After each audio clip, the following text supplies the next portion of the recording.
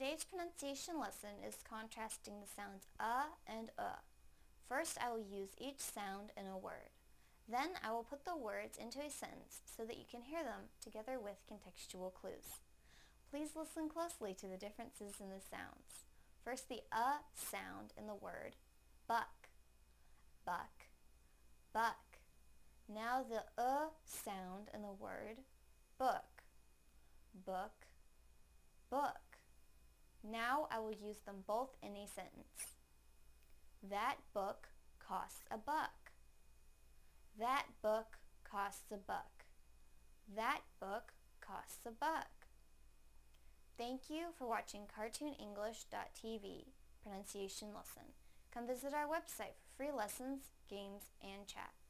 Bye!